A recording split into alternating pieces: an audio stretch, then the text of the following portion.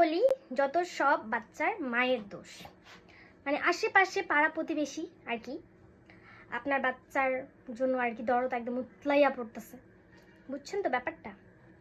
মানে কিরকম ব্যাপার, মানে যা কিছু হবে সব মানে বাচ্চার মায়েরই দোষ।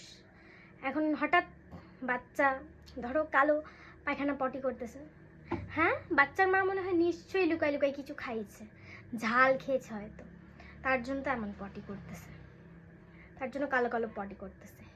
শাক খাইছে শাক, বাচ্চা যদি ঠান্ডা লাগে তাহলে বলবে হ্যাঁ বাচ্চাটার এমনি এমনি ঠান্ডা লাগে, নিশ্চয়ই লুকাই লুকাই খাইছে হয়তো ফ্রিজের জল, তাই না?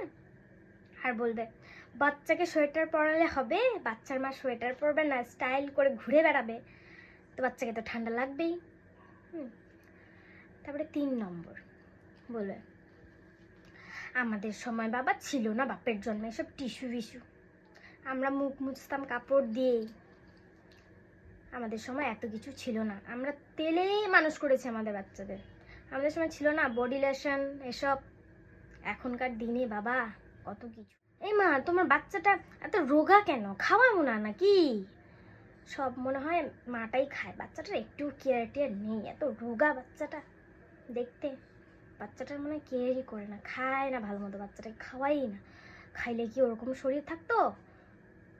তারপরে বলবে 5 নাম্বার, তারপরে বলবে যে ওদের বাড়ির বাচ্চাটা কেমন নাদুস নুদুস, সেম এজ, দেখো তো কি সুন্দর নাদুস নুদুস গালগুলো একদম, দেখো ওদের বাচ্চাটা দেখো আর এদের বাচ্চাটা দেখো, বাচ্চাটা এত মানে ল্যাদ খায় কেন, ল্যাদ খায় মানে এখনো বসতেই পারে না, আর ওদিকের বাচ্চাগুলো তো মানে এর মতো সমান এজে বসতে শিখে গেছে, আর দাঁড়া দাঁড়া উঠেও, তোমারটা এখনো বসতেই পারে না, পাছাটা মানে ভারী আছে, উঠতেই পারে না, শক্তি ভক্তি কিছু নাই, খাওয়াই না যেহেতু। তারপর বলবে বাচ্চার নাকটা ভোঁতা কেন, ভোঁতা নাকটা টানানো বুঝি, নাকটা টানতে হয়, টানলে নাকটা লম্বা হয়। বলি কাকিমা নাকটা লম্বা হয় যদি, তাহলে নেপালিরা অবশ্যই তাহলে এই ট্রিকটা তো জানতোই যে নাক টানলে লম্বা হয়, তো ওদের নাকটা ভোঁতা কেন, ভোঁতা কেন? তাহলে এইভাবে এইভাবে টাইনে টাইনে তো লম্বা করতে পারতো, এইভাবে এইভাবে টাইনে টাইনে, হ্যাঁ মানে আপনাদের কথা অনুযায়ী। তারপরে বলবে এদের বাবা যত নিয়ম এরাই মনে হয় বাচ্চা ইসে করেছে, আমরা তো বাচ্চা মানুষই করি। তো প্লিজ সো কল আশেপাশের, তো প্লিজ আমার বাচ্চাকে নিয়ে এত দরদ অত চিন্তা ভাবনা করার দরকার নেই, ঠিক আছে? আমি মা ওর, আমার বাচ্চার কোনটা ভালো কোনটা না, বসতে পারে না হাঁটতে পারে না, আপনার কিসের সমস্যা?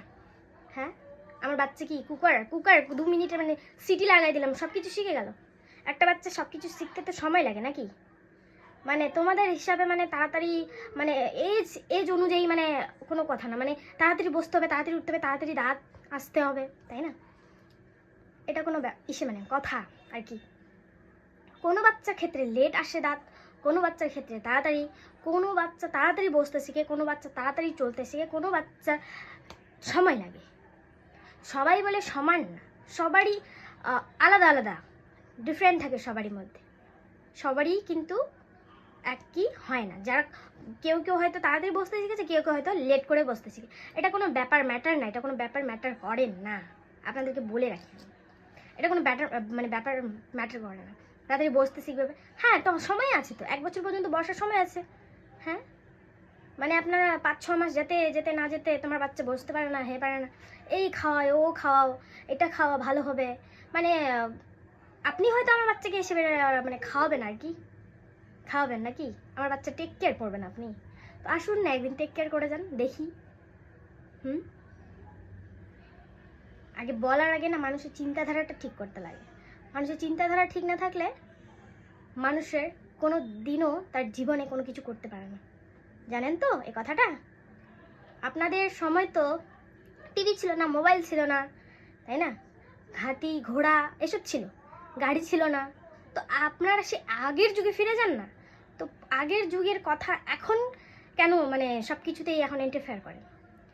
যেমন যুগ সেমনই কিন্তু মানুষকে পরিবর্তন হতে লাগবে সময়ের সাথে সাথে, তাই না?